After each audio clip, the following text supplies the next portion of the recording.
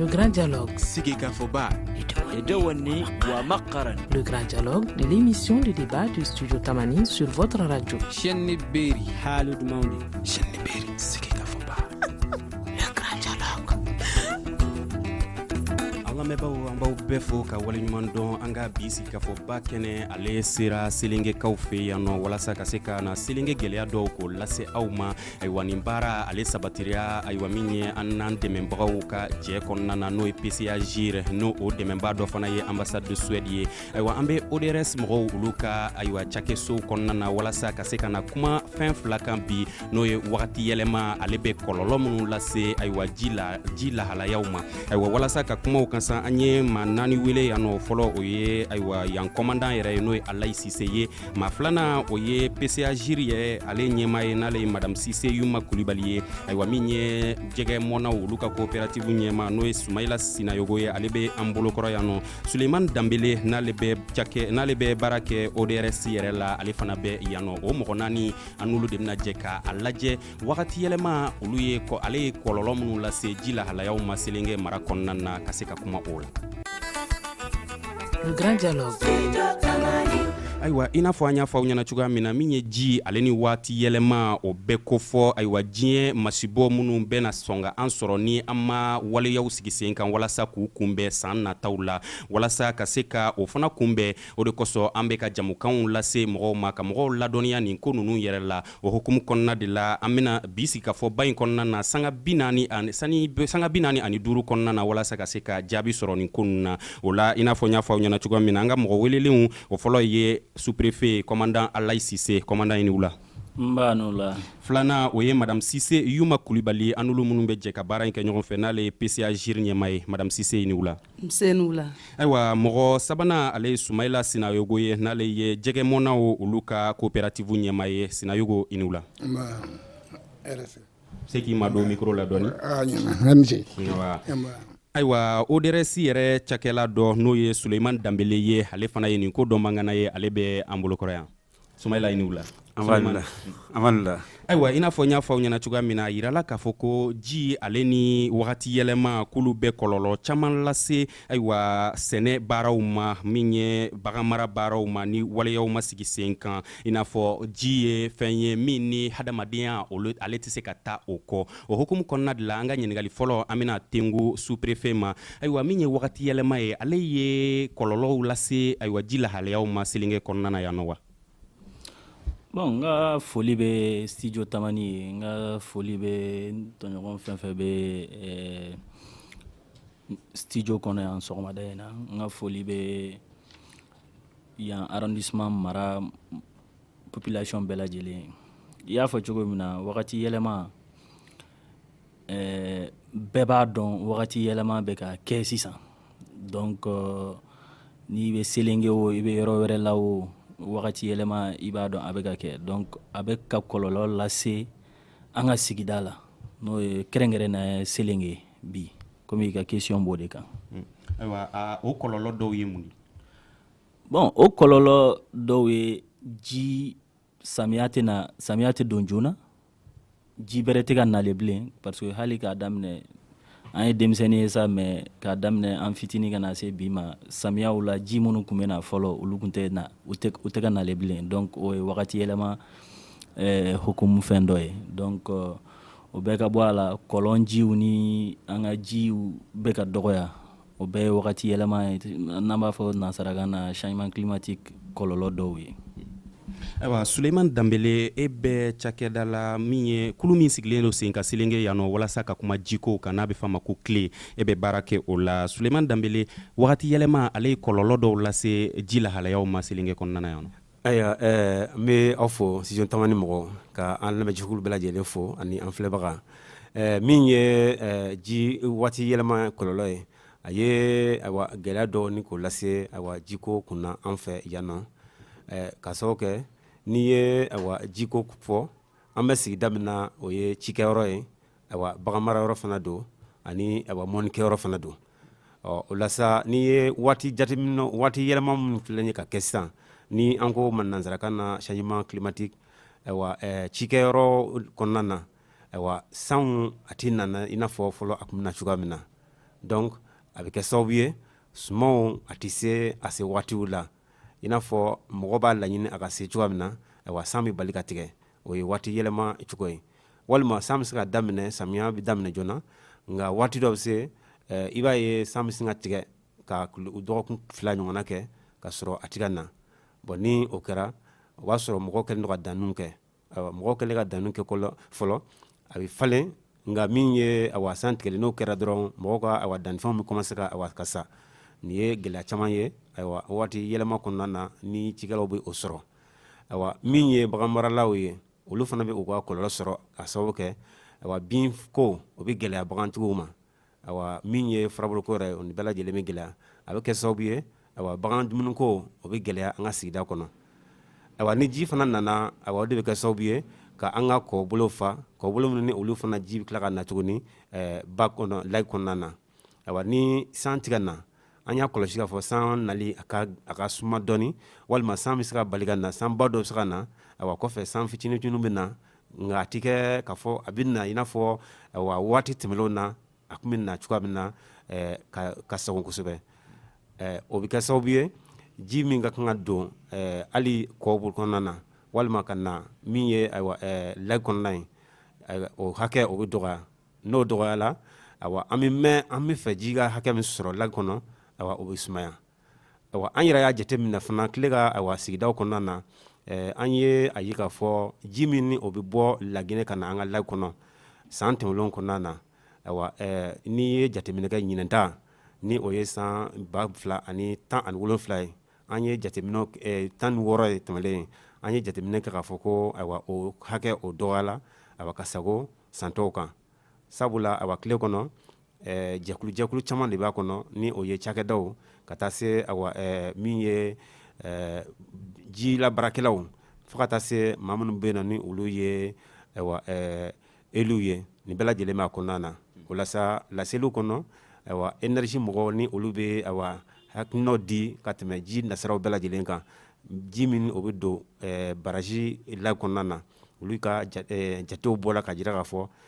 ɲinɛ san ta o hakɛ dɔgɔyala ka tɛmɛ salongo ta kan salongo na sini fana ta dɔgɔyala ka tɛmɛ nin bɛɛ lajɛlen kan o kɔrɔ ye a bɛ ka dɔgɔya ka taa fɛ ayiwa madame Sise Yuma Kulibali e bɛ baara kɛ PCAGIR la aw bɛ ɲɛɲini kɛ nin ko ninnu na ayiwa yirala k'a fɔ ko ni wagati yɛlɛma ale sera ji ma a kɔlɔlɔ dɔw olu bɛ se ka kɛ min ye o ye jiko dɛsɛ ye a bɛ se ka kɛ dugudenw yɛrɛ olu bɛ boli ka bɔ dugu la ka taa yɔrɔ wɛrɛ ka taa ji ɲini ayiwa ko mankan yɛrɛ o bɛ se ka wuli a la o bɛɛ lajɛlen la ni a nana fana ko min ye fanga ale bɛ dɔgɔya ka d'a kan mɔgɔw b'a yira k'a fɔ ko ɲɛmaw olu de kan ka ji lase u ma ni ji ma sɔrɔ olu tɛna se k'u bonya bilen ayiwa est-ce que o kɔlɔlɔ ninnu bɛɛ lajɛlen n'o ye jiko dɛsɛ mankan jiko la o bɛ ye Selenge kɔnɔna na an bɛ bɛɛ fo lamɛnbaga ni filɛlikɛbaga an bɛ bɛɛ fo n bɛ studio Tamani mɔgɔw fo olu minnu ye occasion di an k'an yɛrɛ exprimer nin plateau kan pour que jama fanba ka bɔ a kalama an bɛ baara min na n bɛ n ka ɲɛmɔgɔw fana fo ɲɛmɔgɔ minnu darana k'u bila nin sira kan yanni n ka kuma kɔlɔlɔ kan an bɛ kuma fɔlɔ constat minnu kɛra waati yɛlɛma la anw bolo waati yɛlɛma an y'a constater parce que anw fitininama ji kun ka ca ba kɔnɔ mɔgɔ fana kun man ca tan sisan ji dɔgɔyara mɔgɔ cayara donc samiya fana san kun bɛ daminɛ joona a kun tɛ ban joona sisan o bɛɛ nana yɛlɛma nɔnɔ caman kun bɛ sɔrɔ kungodaw kun ka bon nka sisan an nana lajɛ waati yɛlɛmali kama k'a fɔ ko jiw dɔgɔyalen donc ji baarakɛbagaw fana caman nana gɛrɛ bada la mɔnikɛlaw b'o la sɛnɛkɛlaw b'o la baganmarala b'o la hali transport b'o la o bɛɛ nana gɛrɛ bada la donc o bɛ na ni kɔlɔlɔ min ye fɔlɔ o ye k'a fɔ kɛlɛ bɛ se ka wuli a la a bɛ na kɛ sababu ye fɛnɛ ji dɔgɔyali kama dun ka fa o tɛ sabati kungo fɛnɛ bɛ dɔgɔya o ye a kɔlɔlɔ kumaba dɔw ye ne bolo o kɔlɔlɔ ninnu dɔw bɛ se maa minnu ma olu ye mɔnikɛlaw fana ye olu b'an bolo kɔrɔ yan ji wagati yɛlɛma ale ye kɔlɔlɔ jumɛn de lase aw ma aw minnu bɛ baara kɛ ji la aw bɛ jɛgɛ dun bɛ mɔ ji de la n ka foli bɛ studio Tamani mɔgɔw ye n ka foli bɛ an ka commandant ye n ka foli bɛ maire ye n nga foli be o dresse fana yi bon comme mi ɲin kalge sisa bon wakati yɛlɛmɛ kɔlɔlɔ a dagba an mɔnikɛlaw kan kosɛbɛ kosɛbɛ ka da kan fɔlɔ la ji kun bɛ don kɔw bɛ fa kɔbolo bɛ fa jɛgɛ bɛ sɔrɔ nka san dama in kɔnɔ bon jiko gɛlɛya a ye kɔlɔlɔ lase an ma sabu ji tɛ n'a na wagati san fana tɛ na a na wagati sabu an yɛrɛ ka denmisɛn waati mois de juillet wagati i b'a sɔrɔ ji bɛ na sisan ji bɛ na fɔ juin fana a ka juin de ji bɛ na juillet a bantɔ de ji bɛ na sisan bon a bɛ taa don fɔ mois de août la ji bɛ wuli o wagati la sabu ji ka kan ka na wagati min fɔlɔ la ani sisan tɛ i b'a sɔrɔ kalo 2 kalo 3 bɛ u ni ɲɔgɔn cɛ bon ni ji dun ma wuli a wuli wagati jɛgɛ ka kan ka kɔbolo minnu sɔrɔ ka taa mara a kɔnɔ a tɛ olu sɔrɔ a bɛ fan da ba de kɔnɔ n'a ye fan da ba kɔnɔ dɔrɔn woyo bɛ taa n'a ye bon fɔ ji kana na wagati de n'a kɔni ma na wagati mɔnikɛla kɔni e ye mɔnikɛla de o de y'a to jɛgɛ yɛrɛ sɔgɔ dɔrɔn Mali fan bɛɛ la. ayiwa Suleiman Danbele e bɛ tile la min ye an y'a jateminɛ k'a fɔ ko waati yɛlɛma an k'a mɛn an fɛ yan nɔ o daminɛna a ma mɛn kosɛbɛ fɔlɔ an b'a mɛn ayiwa min ye tubabu jamana ninnu de la ko ji bɛ yɛlɛ ji bɛ dɛsɛya min ye ji fanga yɛrɛ bɛ bonya f'a bɛ woyo mun de nana ni waati yɛlɛma in mun de y'a teliya an fɛ yan. bon min ye waati yɛlɛma yɛrɛ a teliyali ye an fɛ dɔɔni ni jateminɛlaw yɛrɛ ye a jira cogoya min na o ye a jira k'a fɔ an ka jiritigɛ o sen b'a la an yɛrɛ ka taabolo dɔw an ye olu kɛ taabolo minnu ni olu nana ka waati yɛlɛma tɔ ni ka favoriser o la sa jiritigɛ in o bɛ a la bon min ye hali an bɛ cikɛ min fana kɛ ayiwa cikɛ cogo dɔw fana bɛ yen nɔ ayiwa o fana bɛ se ka kɛ sababu ye ayiwa ni nin bɛɛ lajɛlen bɛ na n'a ye sabula ni mɔgɔ bɛ n'i bɛna foro bɔ an fɛ an bɛ foroba de bɔ ayiwa foro min ni hakɛ bɛ bonya kosɛbɛ foro dun tigɛ bɔtɔla jiriw bɛ tigɛ bon ni jiriw dun tigɛla a bɛ kɛ sababu ye ayiwa yɔrɔ bɛ lankolonya ni yɔrɔ lankolonya fiɲɛ bɛ ci ayiwa ni jiri tɛ yen fana sanko bɛ gɛlɛya o ye kelen bon min ye an ka ayiwa badingɛw ni kɔdingɛw ye ayiwa mɔgɔw bɛ taa cɛncɛnw bɔ a kɔnɔ walima baganw bɛ jigin min kɛ a kɔnɔna na ka sɔrɔ a dawolo ma lakana ayiwa o bɛ kɛ sababu ye bɔgɔ bɛ jigin a kɔnɔna na ni bɔgɔ jiginna ba kɔnɔ walima kɔ kɔnɔna na a bɛ fa ni y'an ka kɔbolo lajɛ walima babolo lajɛ waati tɛmɛnlenw na ayiwa ji tun bɛ k'a kɔnɔ san kalo 12 bɛɛ lajɛlen kɔnɔ nka an y'a ye nin waati ninnu kɔnɔ ji bɛ dɔgɔya ka sababu kɛ ayiwa nin kɛwale ninnu dɔw ye donc adamaden yɛrɛ ka an ka taabolo olu fana caman kɛra sababu ye ayiwa ni ka ayiwa dɔw favoriser. adamadenw ka taabolow la o dɔw ye an bɛ ɲama minnu bɔn siradaw fɛ an b'u bɔn dugu kɔnɔnaw na o dɔw ye ayiwa min ye sanubɔ baaraw yɛrɛ ye ka d'a kan u ni minɛn dɔw bɛ baara kɛ i n'a fɔ produit chimique ninnu minnu bɛ kɔlɔlɔ lase sigida ma ayiwa dɔw ye hali mécaniciens n'u ye baara kɛ tulu minnu bɛ bɔn dugu la n'u jiginna dugu ma u bɛ se ka ji bali k'a ka baaraw kɛ wa o dɔ wɛrɛ fana ye bolimafɛn minnu ni an b'olu ta ka baara kɛ est ce que nin kɔlɔlɔ ninnu nin baara ninnu bɛɛ lajɛlen olu bɛ Selenge mara kɔnɔna na madame Cissé Yuma Kulibali. nin baara ninnu bɛɛ bɛ Selenge mara kɔnɔna na parce que sanubɔ bɛ yen minnu bɛ transport fana kɛ ni kulu ye olu ka tulu nɔgɔw bɛ se ka bɔn a la bon sɛnɛkɛko juguya fana o ye de mɔgɔw bɛ taa sɛnɛ kɛ ka ba kankun fo ba kankun kan o bɛ don ka fɛn girin o bɛɛ y'a dɔ ye ani kɔlɔlɔ ninnu dɔw fana ye parce que dɔw ye cause naturelle dɔw ye cause humaine ye parce que dɔw ye sécheresse ja dɔw ye fana inondation ji bɛ walankata mais o man ca an fɛ yan baraji in bɛ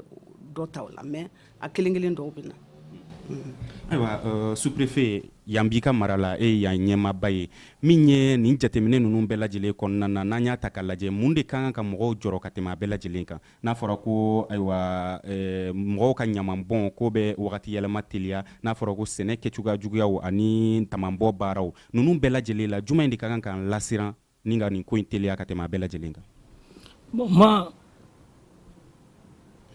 ne hakili la mun ye a y'a fɔ cogo min na wagati yɛlɛma ye adamadenw jɔyɔrɔba b'a kɔnɔ facteur naturels b'a la n'o ye ala ka ko wɛrɛ n'o ye ala ka changement ye mais adamaden jɔyɔrɔba b'a la mais mun kan ka mɔgɔ yɛrɛ jɔrɔ kosɛbɛ o ye aw ye dɔ ka kuma kɔnɔna la o ye an ka dama baaraw ye parce que dama baara jɔn bɛ dama baara fɔ dama bɛ sen yɔrɔ mun na a bɛ sen kungow de kɔnɔ yiriw bɛ tigɛ ni yiri tigɛra dingɛw de bɛ sen ni dingɛw senna a bɛ kɔlɔlɔ don environnement na ni sanu in fana bɔra produits chimiques n'o an b'a wele ko cyanure ni mercure ninnu olu de bɛ utiliser pour que ka sanu in baara o fana généralement o bɛ utiliser kɔdaw ni badaw ni an ka babolo fara da la donc o bɛ kɔlɔlɔba lase an ka jɛgɛw ma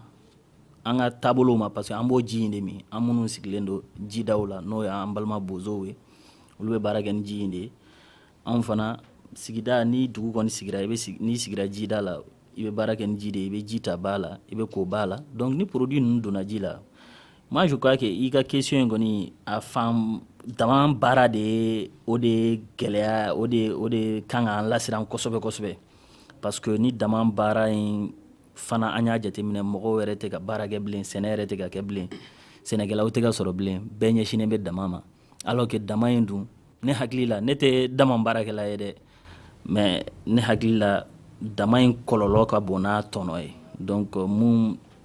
an kan ka siran mun ɲɛ kosɛbɛ kosɛbɛ o ye dama baara ninnu de ye a n'a baarafɛnw ye a bɛ ɲininikɛla caman bɔ o fana fɔ ka d'a kan dama baara la o bɛ yiri tigɛ o bɛ tila ka produits chimiques utiliser o bɛɛ lajɛlen bɛ na ni kɔlɔlɔ ye nin ko la an bɛ sɛgɛnnafiɲɛbɔ o wagati kunkurunin kɛ. Vous écoutez Studio Tamani, votre avis nous intéresse. Écrivez vos commentaires et suggestions sur la page Facebook et dialoguez avec nous. Studio Tamani, c'est aussi les réseaux sociaux.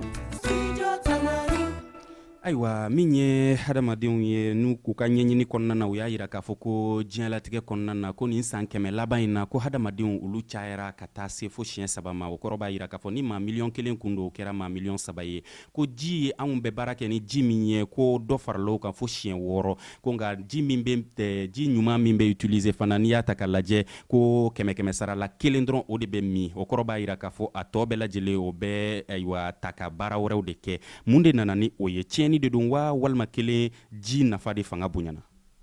madame Sise Yuma Kulibali ɲininkali de ye k'a fɔ ko dɔ farala mɔgɔw kan ni siɲɛ 3 ye nka ji an bɛ baara kɛ ni ji min ye dɔ farala o kan fo siɲɛ 6 ye ɲininikɛlaw y'o de o fɔ nka o siɲɛ 6 in kɔnɔna na n'i ye ji bɛɛ lajɛlen ta k'a lajɛ ji ɲuman min bɛ min 100 sara la o ye 1 dɔrɔn de a tɔ o bɛ kɛ mun de a tɔ o bɛ kɛ baara tɔw de ye ji min bɛ min o ye kelen parce que baara tɔ ka ca baara tɔw sɛnɛkɛlaw mɔnikɛlaw a da sera miniko ma sisan mine industriel bɛ ani local olu bɛ yen ani kungo kɔnɔna yɛrɛ parce que ji in kan ka kungo kɔnɔnaw kan k'u ta sɔrɔ dugukolo n'a kunkanfɛn bɛɛ de ta don adamadenw dɔrɔn tɛ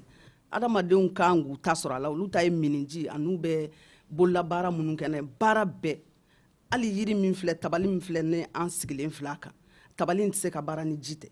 parce que ji fo ka yiri sɔn de k'a tigɛ fɔlɔ k'a dilan ka sɔrɔ ka hali numu bɛɛ de bɛ baara kɛ ni ji ye donc baara de bonyana parce que mɔgɔ cayara ni mɔgɔ cayara baara fɛnɛ bonyana o de nana mɔgɔ cayara ni 2 de farala mɔgɔw kan nka 5 de farala ji kan o ma teliya kojugu ji baara kan ji an bɛ baara kɛ ni ji hakɛ min ye 5 de farala o kan nka hadamaden o cayara ni 2 de kan n bɛ a walawala ni mɔgɔ kun bɛɛ lajɛlen kun ye mɔgɔ 1,000,000 ye a kɛra mɔgɔ 3 ye sisan n'i y'a sɔrɔ anw bɛ baara kɛ ni ji litiri 1 ye a kɛra litiri 6 de ye sisan na o ye yiriwa yɛrɛ n'a tagacogo ye mɔgɔw ka besoin de fɔlɔfɔlɔ mɔgɔw kun bɛ se ka baara kɛ mɔgɔ kelen kun bɛ ji min utiliser mago bɛ ji min na sisan mɔgɔw ka mago de bonyana kojugu o de nana n'o ye parce que fɔlɔ mɔgɔw a bɛ se ka kɛ olu kun bɛ ji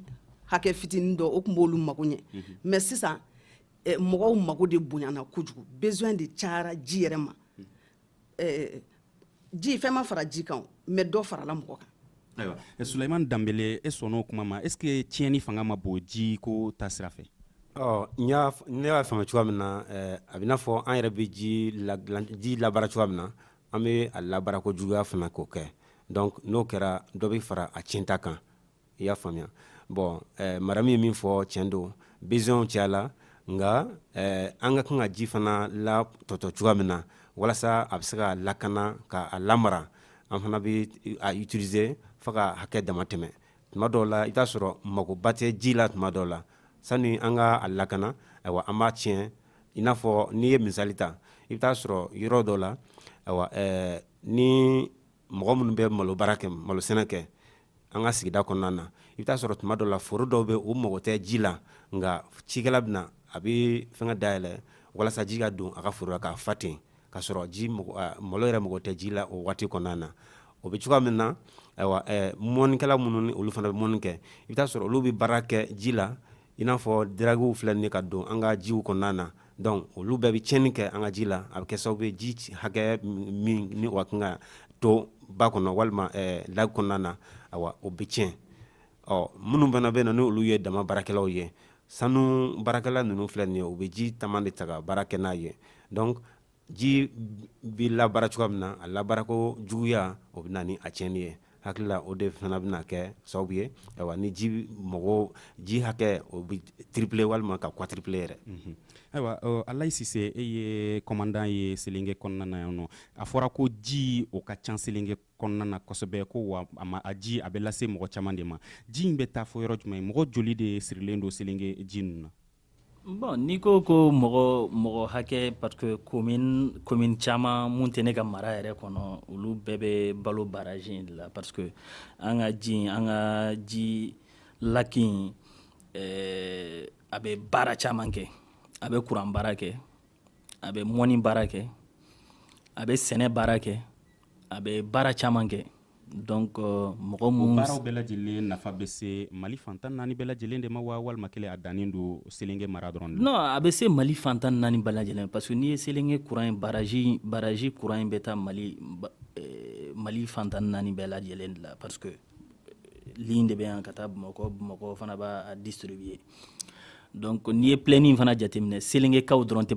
planning kɔnɔ yan commune dɔrɔn mara tɛ planning kɔnɔ commune wɛrɛ maraw b'a kɔnɔ hali Bamakɔka dɔw ka foro bɛ planning kɔnɔ donc k'o fana bɔ a la ji in bɛ tɔpɔtɔ cogo min na mɔgɔ wɛrɛw Selenge kɛra mɔgɔw ka lieu de rencontre de ye donc Selenge dɔrɔn t'a nafa bɔ donc Selenge ji nafa bɛ se ne hakili la Mali fan bɛɛ lajɛlen de la parce que a bɛ courant di a bɛ sɛnɛ kɛ a bɛ mɔni kɛ a bɛ fɛn caman kɛ an da bɛ tila ka don o la débat kɔnɔna la sanni an ka kuma di mɔnikɛlaw ma an bɛ segin ka na ɲininikɛlaw ma ani jamana cakɛda mɔgɔw PCAGIR aw ni ayiwa ministɛriw bɛ baara kɛ ɲɔgɔn fɛ i n'a fɔ minnu ka baara ɲɛsinnen don jiko baaraw ma ani sigida lakanani n'o ye ministère de l'environnement ye ayiwa aw n'u bɛ ka baara jumɛn de kɛ walasa ka nin ko in ka fu siri a dan na ka d'a kan n'i y'a ta k'a lajɛ Selenge baraji a nafa bɛ se Mali bɛɛ lajɛlen de ma donc ni kɔlɔlɔ lasera o ma Mali bɛɛ lajɛlen de bɛ sɔn ka jiko dɛsɛ sɔrɔ mun de baara bɛ ka sigi sen kan walasa ka fusiri nin ko danna min baara bɛ ka sigi sen kan a fɔlɔfɔlɔ ye min ye diɲɛ seleke naani mɔgɔ bɛɛ de y'i sigi k'a miiri k'a fɔ ko jiko in kabiriw y'a ye k'a fɔ ko ji bɛ ka dɔgɔya waati bɛ ka yɛlɛma bɛɛ de y'i sigi ka miiri diɲɛ fantan naani bɛɛ fɛ ka ɲɔgɔn ye u boloda ka ɲɔgɔn ye caman kɛ u kɛlen kɔ k'o ɲɔgɔn ye ba kɛ o de nana kun cɛ u ka sigi hakili jagabɔ k'a fɔ k'an ka tagabolo falen donc JIR nin ye o tagabolo falen dɔ de a bɛ fɔ tubabukan na ko gestion intégrée des ressources en eau mais ni n ko n b'a ramase bamanankan na o kɔrɔ ye de ale ye tagabolo min ye a bɛ sigi ka fɔ de fɔ mɔgɔ mɔgɔ bɛ ji baara kɛ ji la ani bɛ ji tɔnɔ bɔ aw bɛɛ ka sigi aw ka bɛn kan dɔ kan an bɛ ji baara nin tagabolo kan donc bɛɛ k'o bato walasa kɛlɛ kana bɔ a la wɔyɔ kana bɔ a la bɛɛ mago ka ɲɛ ka sɔrɔ i ma i tɔɲɔgɔn tɔɲɔ o hutumu de kɔnɔna na JIR nakun y'o de o nalen min kɛ an ka gouvernement o ye a fɔ an ka ministre min chargélen don jiko la ko ka gafe dɔ dilan gafe min n'o bɛ ji baara cogo ɲɛfɔ a n'a moyen ka projets monter o dɔ de tɔgɔ ye ko PAGIR ni gouvernement y'o validé 2008 la o PAGIR fana bɛ baara kɛ ni code de l'eau de ye code de l'eau fana ye gafe de ye min nalen do ka ji bɛ baara cogo o cogo la k'o baara cogo bɛɛ fɔ ani sariya minnu b'o kɔnɔ mɔgɔ minnu b'o o sariya kɔn o ɲangin cogo o bɛɛ b'a kɔnɔ an b'o o de la donc o kɛlen gouvernement kɛlen fɛn dilanlen page nin dilanlen an ye dɛmɛbaga dɔw sɔrɔ o dɛmɛbaga dɔw y'an dɛmɛ ka page lawaleya o lawaleyali dɔ de ye programme dɔ bɛ o y'an dɛmɛ ka clé ninnu comité locaux de l'eau k'o 33 sigi Mali bɛɛ kɔnɔ n'o dɔ bɛ Selengeya o clé ninnu sigilen don jidaw de la o kɛlen sisan page PCAJ de nana sisan ka na o programme ka baara tɔ an bɛ ka baara continuer ka t'o de fɛ. Ayiwa Suleiman Dambele e fana ye ɲɛɲinikɛla ye min ye ɲɔgɔn ye kɔnɔna na ɲɔgɔn ye camanbaw bɛ kɛ waati yɛlɛma kan walasa ka dɔ bɔ a kɔlɔlɔw la madame Cissé bɔra ka dɔw fɔ a la nka diɲɛ yɛrɛ kɔnɔna na i n'a fɔ COP n'o ye conférence sur les changements climatiques o bɛ fɔ a tako 22nan na tako 23nan bɛ ka labɛn nka fo bi dugudenw n'i y'u ɲininka waati yɛlɛma yɛrɛ ye mun ye u t'a dɔn ɲɔgɔn ye in dun bɛ ka kɛ walasa k'a ko kɔlɔlɔw de kɛlɛ o tuma ɲɔgɔn ye ninnu o kɛkun ye jumɛn de o la. Bon ni ɲɔgɔn ye minnu ni o kɛra a kɛkun ye walasa ka kunnafoni de jɛnsɛ kunnafoni ka jɛnsɛ fan bɛɛ lajɛlen fɛ. Ayiwa ni kunnafoni ni ayiwa dugudenw tɛ k'a sɔrɔ yali gɛlɛya dɔw tɛ yen nɔ wa. Ouais, gɛlɛya bɛ se ka sɔrɔ a la ni dugudenw tɛ ka sɔrɔ gɛlɛya bɛ sɔrɔ a la parce que n'i y'a mɛn i bɛ se ka lawale o ka sɔrɔ f'i ye kunnafoni sɔrɔ a la kɔnɔna donc kunnafoni ka kan ka jɛnsɛ i n'a fɔ aw filɛ ka baara min kɛ tan nɔ nin ye a ɲɔgɔnna dɔ ye min bɛ kɛ sababu ye ni ka se ka kunnafoni k'a lajɛnsɛ nka ka segin kɔfɛ dɔɔni min ye i ka ɲininkali ka ɲɛsin an ka sous-préfet ma ji in yɛrɛ a nafa bɛ se Mali fan bɛɛ lajɛlen ma a bɛ tɛmɛ hali Mali kan sabula an ka laki min filɛ nin ye Selenge laki in ale b'i n'a fɔ régulateur de don min ye fleuve Niger kɔnɔna ye ale ji bɛ taa fleuve Niger kɔnɔ ni baraji dayɛlɛla ji bɛ taga a bɛ t'i yɛrɛ sɔrɔ fa Niger a bɛ t'i yɛrɛ sɔrɔ fa Tchad jamana fɛn fɛn ni o bɛ Niger kɔnɔ fleuve Niger sanfɛ ka taa donc a bɛ kɛ sababu ye ka ji lase o bɛɛ lajɛlen ma donc o kɔrɔ de ye k'a fɔ an sigilen bɛ ji da min na an bɛ yan nɔ walasa ka se ka an kɔni ka kan ka fɛn bɛɛ lajɛlen k'a lakana i n'a fɔ ayiwa farafinna yɛrɛ jamana fɛn ni o bɛ sira in kan walasa o bɛɛ lajɛlen bɛ se ka nafa sɔrɔ a la cogoya min na bon ka segin ka na i ka ayiwa ɲininkali in na kunnafoni jɛnsɛli a ka kan ka kɛ aw kunnafonidilaw radio sow ni ayiwa minnu bɛ yen nɔ ni olu bɛ sɛbɛnni kɛ gafe la i n'a fɔ fana an fana bɛ yan nɔ ni an ye tile ye jɛkulu de ye min ni a bɛ kunnafoniw lase ka sensibilisation kɛ sigida kɔnɔ walasa mɔgɔ bɛ se ka taabolo ni ka o falen ni taabolo falenna an ka jiko ani min ye environnement ye o bɛɛ lajɛlen mɔgɔ min ye taabolo falen o kɔnɔna na a bɛ lasaniya o bɛ kɛ sababu ye bana caman bɛ yen nɔ min o bɛ sɔrɔ ji sababu fɛ walima an bɛ baara caman kɛ ni o ye baara tiɲɛnikɛbaaraw ye ka ɲɛsin an ka ji ma a bɛ kɛ sababu ye caman bɛ bɔ o la ni o kɛra kɔlɔlɔ mana dɔgɔya an ka cadre de vie o bɛ se ka ɲɛ. Ayiwa Sumayila Sinayogo e ye jɛgɛ mɔnnaw ye a fɔra sisan na k'a fɔ ko olu ka baara ye ka se ka kunnafoni de lase aw ma kunnafoni laseli aw ma waati yɛlɛma kɔlɔlɔw kan ji kan est ce que aw b'a kunnafoniw sɔrɔ. An b'a kunnafoniw sɔrɔ mais kunnafoni in ka suma de dɔɔni n'o tɛ an b'a sɔrɔ waati dɔw la. Nka kɔlɔlɔ a bɛ kɔlɔlɔ minnu lase ji lahaliyaw ma aw b'a dɔn fana. An b'a dɔn. Aw ka e bɛ ayiwa min ye mɔnikɛlaw ka tɔn ɲɛmaa la aw bɛ baara kɛ ni fɛn jumɛn de walasa ka se ka mɔni kɛ est ce que aw bɛ baara kɛ ni produit ye.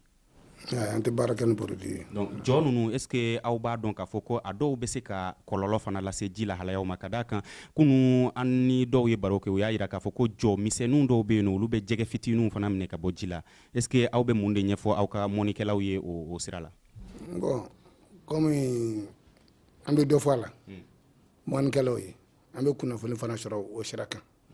mais sani kan da don o la sabu ji in gɛlɛya dɔ bɛ ji in na sabu san o san depuis tarakitigiw y'a daminɛ yan san o san jɛgɛ faga dɔ bɛ kɛ ji in kɔnɔ hali an yɛrɛ t'a si dɔn hali sisan a ko bɛ sen na sabu jɛgɛw bɛ sa a yɛrɛ ma k'a sɔrɔ an kɔni t'a ɲɛ dɔn min b'a faga an b'a dɔn ko dɔ kɔni don san o san nin y'a san 3 ye jɛgɛw bɛ sa a yɛrɛ ma. Madame Cissé Nima Kulibali mun de bɛ jɛgɛ ninnu faga. An kɔni bɛ se ka min fɔ o la ko min bɛ jɛgɛw faga o bɛɛ ye mɔgɔw ka waleya jugu minnu bɛ kɛ n'u bɛ produit kɛ ji kɔnɔ n'o tɛ an tɛ se k'a faamu ko jɛgɛ bɛ se ka sa a yɛrɛ ma ten ji kɔnɔ ni fɛn dɔ ma kɛ ji la an ka jate la jɛgɛ tɛ se ka faga ten. ayiwa Suleiman Dambele a yirala k'a fɔ ko kɔlɔnw senni kɔnɔna na mɔgɔ dɔw bɛ produit dɔw k'u ka kɔlɔn kɔnɔna na ji kɔnɔna na mɔgɔ dɔw bɛ produit ko sariya dɔw talen don ni u batulen don fana selenge kɔnɔna na yan nɔ walasa k'a fɔ mɔgɔw ɲɛna ni i kan ka baara kɛ ji la n'i bɛ produit k'a la i kan ka se ɲɛmaw ma ani a hakɛ kan ka kɛ cogoya min na. Bon a t'i n'a fɔ sariya bɛ ta selenge a damana kɔnɔna na parce que ni sariya bɛ ta o ye jamana bɛɛ lajɛlen tɔgɔla sariya ye ayiwa ni a bɛ lawaleya ayiwa faso den bɛɛ lajɛlen kan a lawaleya o ye jakusa ye an bɛɛ lajɛlen kan min ye produit chimique ninnu ko ninnu ye jamana sariyaw ye mun de fɔ a ko la. Bon min ye a sariya jamana sariya bɛ min fɔ o ye a kɛko ɲuman ye c'est à dire hakɛ dɔw bɛ yen nɔ man ka tɛmɛ o kan norme dɔw bɛ yen nɔ man ka tɛmɛ o kan nka n tɛ se ka o norme ninnu fɔ nin waati in kɔnɔ ayiwa a dɔnbagaw fana bɛ yen nɔ minnu ni olu baara kɛ a kɔnɔna na i n'a fɔ ayiwa min ye ministère de la santé walima ka taa se ayiwa laboratoire national des eaux ma ani hali hydraulique mɔgɔw olu bɛ baara kɛ a kɔnɔna na o la sa nka anw bɛ sigida kɔnɔ ni an ye tile ye an ye jɛkulu ye. nka aw ka baara ye o ɲɛfɔli ye dugudenw ma est ce que aw b'a dɔn. an bɛ a ɲɛfɔli min kɛ o ye. aw b'a sariya ninnu dɔn yɛrɛ. sariya minnu ni ka olu lafɔ u ɲɛna o ye n'an ye gafew ta n'i y'a lagɛ sisan tile kɔnɔna na ayiwa n y'a fɔ cogoya min na cakɛda caman de b'a kɔnɔ eaux et forêts olu bɛ yen donc ni sariya min bɛ boli ayiwa jiri tigɛli ni fɛn ninnu kan olu bɛ o ɲɛfɔ min ye ayiwa mɔnikɛ ye service de pêche mɔgɔw olu bɛ yan kun aw ye olu ye donc olu bɛ u ka ayiwa sariya fɔ o kɔnɔna na ayiwa ni minnu ye min ye ayiwa kɛnɛya sabati ko ye santé mɔgɔw olu b'u ta fɔ a kɔnɔ ayiwa ka taa se hygiène ma hygiène cakɛlaw olu fana b'u ta fɔ a kɔnɔna na donc o ye min ye tile ye ayiwa jɛkulu de ye maa caman kɛlen ka ɲɔgɔn sɔrɔ a kɔnɔna na ni an bɛ i ka woroli min ye i bɛ o jouer i bɛ o fɔ walasa ayiwa faamuyali bɛ se ka sɔrɔ a la cogoya min na a t'i n'a fɔ mɔgɔ kelen bɛ se ka a bɛɛ lajɛlen fɔ. an bɛ sɛgɛnnafiɲɛ bɛɛ dɔɔnin. Une réaction, un avis, un commentaire. Réagissez sur la page Facebook de Studio Tamani et restez connectés avec nous. Studio Tamani sur les réseaux sociaux pour vous faire entendre. an lamɛnbaaw an b'aw bɛɛ fo ka waleɲuman dɔ hakili jigi kɔnɔna na an bɛ selenge kaw fɛ yen nɔ bi sigikafɔba ale kɛnɛ sigilen bɛ yan ODRS mɔgɔw ka cakɛso kɔnɔna na ani PCAGIR ni olu dɛmɛba dɔw ye ambassade de Suède ye an n'olu de bɛ ka baara kɛ ɲɔgɔn fɛ walasa ka kunnafoni di aw ma wagati yɛlɛma ale bɛ kɔlɔlɔ minnu lase ji lahalayaw ma kɛrɛnkɛrɛnnenya la selenge mara kɔnɔna na yan nɔ ayiwa an bɛ kuma di an ka sous-préfet ma Alayi Sise min ye wagati yɛlɛma kɔlɔlɔw ji lahalayaw ma selenge mara kɛrɛnkɛrɛnnenya la an bɛ se ka siran mun de ɲɛ o ko la. Bon, merci i ka nin ɲininkali in diyara n ye an bɛ se ka siran mun ɲɛ je crois que an y'an da don o dɔw la n'o ye jiko dɛsɛ ye ji tiɲɛni ye jɛgɛko dɛsɛ parce que coopérative président yɛrɛ y'a fɔ cogo min na ko jɛgɛw bɛ ka faga ni san laban ninnu kɔnɔ bon a bɛ anw yɛrɛ adamadenw ka ji utilisation ji matarafali cogo ye n'o ye produit chimique n'a fɛnw ye mais je pense que jamana kɛlen do k'i hakili t'o la parce que hala ma mɛn kosɛbɛ an ye chance sɔrɔ selenge mara ye chance sɔrɔ ka ministre 4 olu nana an fɛ yan ka na projet sigida lakanani projet 14 ka n'o kolomɔ kari yan an ka jamanakuntigi muso yɛrɛ tun bɛ kɛnɛ kan yan o kɛra kunnawolo ye an senegekaw ma yan pour que ka na projet ninnu bɛna ji nafa ye mun ye waati yɛlɛma kɔlɔlɔw ye mun de ye ka n'o ɲɛfɔ mɔgɔw ye animateurs tar'olu kama minnu bɛna don dugu ni dugu ka o projet ninnu animer donc je pense o ye ko belebeleba ye selenge mara ma yan quoi. ayiwa a fɔra ko ni waati yɛlɛma n'ale fanga bonyana kojugu a bɛ na ni kɔlɔlɔ dɔw ye n'o ye réfugiés climatiques ye n'o ye maa minnu bɛ boli ka b'u ka yɔrɔw la ka t'u dogo yɔrɔ wɛrɛw la walima kelen ka taa ji ɲini yɔrɔ wɛrɛw la ni waleyaw ma sigi sen kan est ce que an bɛ se ka sira o ɲɛ selenge mara la. Bon ne ma da la bon an ka ala deli to ye c'est pourquoi an ka nin sigikafɔ ninnu ni projet ninnu bɛɛ kɛ kun y'o de pour que an kana so yɔrɔ la an tɛna ala deli an ka so yɔrɔ la ni ala sɔnna a ma fana ma da la ni an bɛna so yɔrɔ ma n'an y'an fanga fara ɲɔgɔn kan ka boli ka taa ji ɲini yɔrɔ yɛrɛ la madala na an bɛna so yɔrɔ ma an ka dɔw kɛ an ka fanga fara ɲɔgɔn kan. Madame Cissé Yuma Kulibali, ɲininiw y'a yira k'a fɔ k'an bɛ se ka sira mun de ɲɛ wagati yɛlɛma kɔlɔlɔw kan ji nasiraw la Selenge mara la. An bɛ sira min ɲɛ fɔlɔfɔlɔ a fɔlɔfɔlɔ ye damako min bɛ a lamini na. Mais kɔlɔlɔw la a kɔlɔlɔw kɔnɔ a bɛna ni kɛlɛ de ye ni ji dɔgɔyara parce que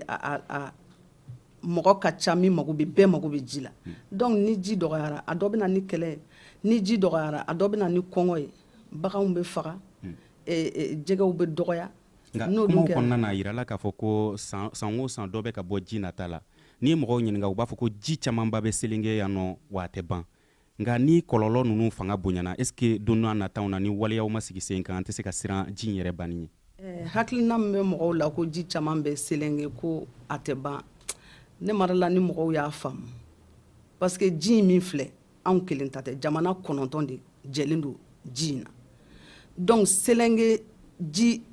tɔbɔtɔli na a gestion ko ɲuman o de b'a to a bɛ se fo jamana tɔ ninnu na fo Nigeria parce que Mali yɛrɛ ye papier signé k'a fɔ ko ji hakɛ dɔ bɛ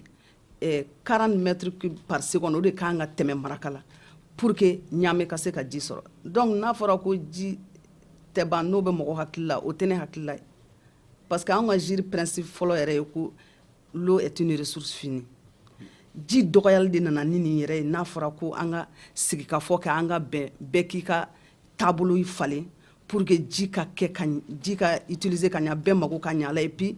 kungo kɔnɔna k'a sɔrɔ et puis an kɔmɔgɔw fɛnɛ génération future olu fɛnɛ ka se ka u mago ɲa la parce que anw masaw ye u ka baara kɛ a la k'a bila anw ɲɛ anw fɛnɛ k'an ka a bila an kɔmɔgɔw ɲɛ a saniyali ani olu mago bɛ se min ma an k'an ka bila olu ɲɛ. Ayiwa Sumayila Sinayogo aw dahirimɛ yɛrɛ de sirilen don ji in na waleya jumɛn de kan ka sigi sen kan ni o ye aw ka laɲini ye walasa ka se ka fusiri nin ko dan na. Bon wala min ka kan ka siri sen na Selenge mɔni sira kan o ye convention de ye fo convention de pêche de ka dilan tant que o kɔni ma se ka dilan an kɔni mɔnikɛlaw fan fɛ an bɛ solution fɛn o fɛn ɲini a tɛ se ka ɲɛ fo convention de pêche de ka dilan mɔgɔw k'a sariya labato.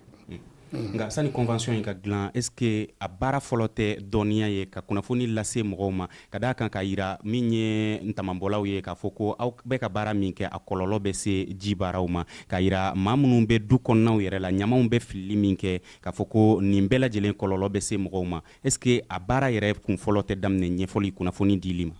Non kunnafoni dira mɔgɔw ma sabu bɛɛ b'a ka nafa de kɔ n'o tɛ kunnafoni dira bɛɛ ma ɲamanton kɔni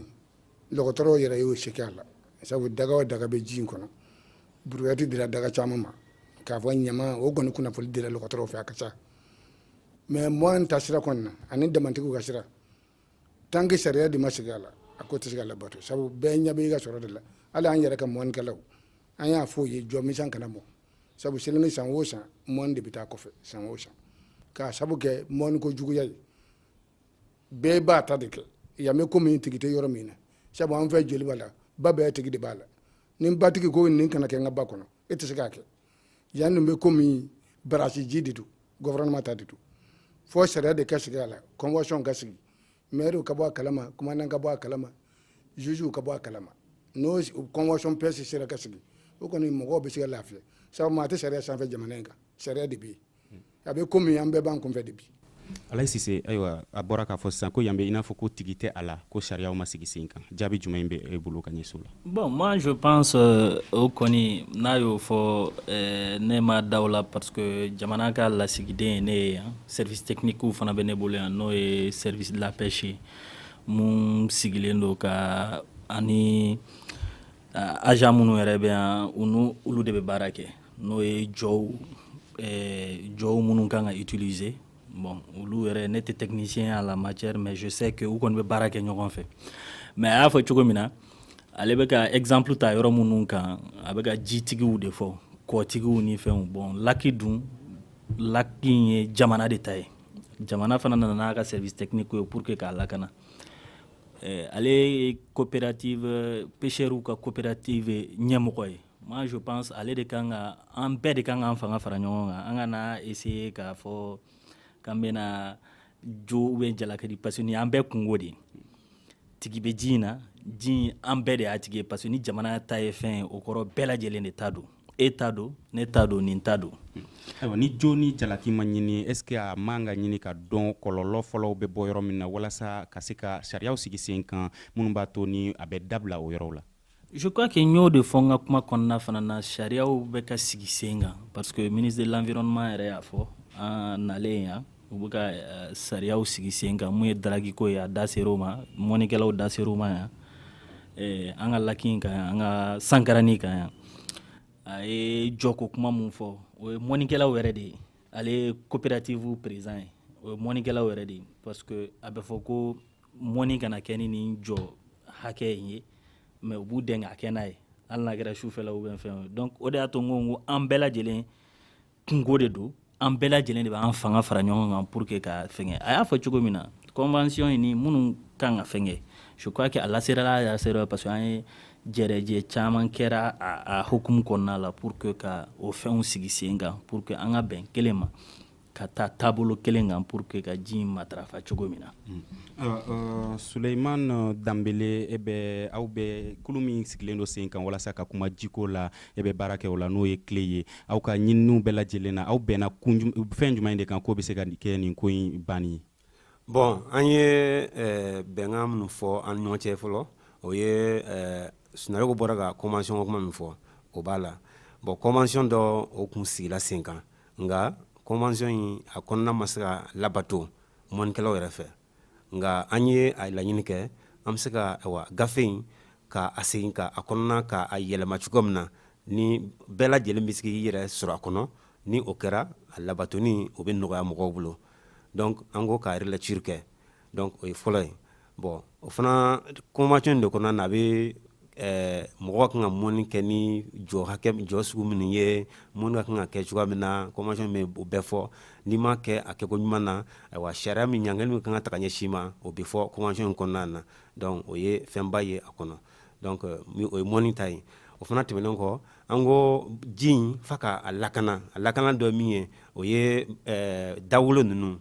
ni an ko ma ko bergew ka se ka o berge ka lakana o lakanani bɛ kɛ ni jirituru de ye ni jiri turu la donc berge bi lakana o kɛ sababu ye kɔ ji minnu bɛ o ye ka don ni bɔgɔ ni fɛnw ye donc a bɛ o bali donc o bɛ kɛ sababu ye ka a kɔnɔna bɛ se ka lafɛrɛ ka to a cogo la nka hakilijagabɔ dɔw yɛrɛ fana ye a jira k'a fɔ jirikuru dɔw fana bɛ an ka ji in kɔnɔna na ni o bɛ kɛ sababu ye ka kasara lase kuluntigiw ma san o san mɔgɔ yɛrɛ ni min to a la an ko ka se ka o jirikuru ninnu kasara bɔ o ni ɲɔgɔn cɛ ni o bɛ kɛ kulun tɛmɛsiraw ye ni an ko ma ko balisage n'o kɛra mɔgɔ bɛ se ka tɛmɛ ji sanfɛla la Draghi sous-préfet bɔra ka da lase o ma o hokumu kɔni o kuma bɛ fɔ an ka ministériso la ni o ye ministre des mines ye ministère des mines ani hydraulique olu bɛ sigafɔ la ka fara ministère caman b'a la agriculture b'a la ni ka taa se élevage fɛn fɛn ni o bɛ tali ka ji kan o ministère bɛɛ lajɛlen bɛ ka Draghi ko in ni ka a lajɛ a bɛ se ka kɛko ɲuman na cogoya min na n'a ma kɛ ni kɔlɔlɔw ye. Madame Cissé Yuma Kulibali a yirala k'a fɔ ko min ye baaraw olu kɔni kɛra ka ban walasa ka se ka kɔlɔlɔ lase ji lahalayaw ma mun de kan ka kɛ sisan na walasa ka se ka fɛɛrɛ sɔrɔ a la n'o ye adaptation ye. Adaptation o kɔni o fura bɛ bɛɛ de bolo bɛɛ de b'i taabolo yɛlɛma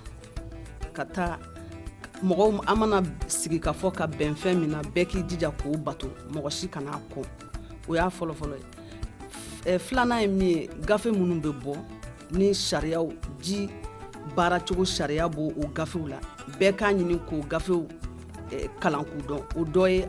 min bɛ anw ji concerné o ye kalani ka gɛlɛn maa ma ka d'a kan a bɛ sɛbɛn tubabukan na walima kɛlɛ hali n'a sɛbɛnna bamanankan na ni maa min tɛ se ka kalani kɛ o b'o ɲɛdɔn cogo di min ye jɛgɛmɔnaw ye u bɔra k'a fɔ sisan ko kunnafoni ka suma o dɔ ye an ka jɛkulu minnu sigilen don ko kilew olu kan k'u jija ko o walankata ko o ɲɛfɔ mɔgɔw ye bamanankan na an'u ka kan wɛrɛw la an bɛ dɛmɛ las'u ma walasa olu ka se ko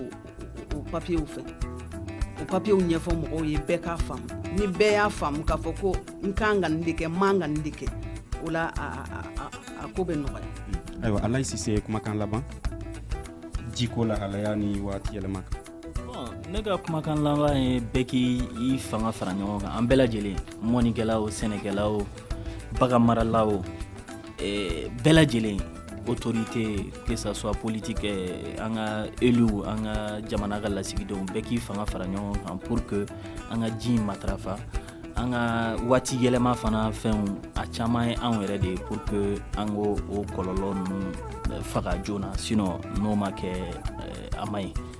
Ayiwa an b'a fɔ aw ɲɛna k'a fɔ ko bi an bɛ selenge yan nɔ walasa ka kuma waati yɛlɛma kɔlɔlɔ olu bɛ kɛ min ye ji lahalayaw kan walasa ka kuma o kan an ka maa 4 de tun bɛ nin kɛnɛ kan n'o ye Alayi Sise commandant Madame Sise Yuma Kulibali n'ale bɛ baara kɛ PCA JIR la ale y'o ɲɛmaa ye Sumayila Sinayogo ale ye min ye ayiwa mɔnikɛlaw olu ka jɛkulu ɲɛmaa ye Suleiman Danbele ale bɛ baara kɛ kulu min sigilen don ka kuma ji kan n'o ye tile ye o baarakɛla fana ye nin kunnafoni ninnu bɛɛ lajɛlen k'a lase aw ma nɛgɛjuru sira fɛ o kun ye Gagné Kanté ye ka ja ninnu bɛɛ lajɛlen labɛn o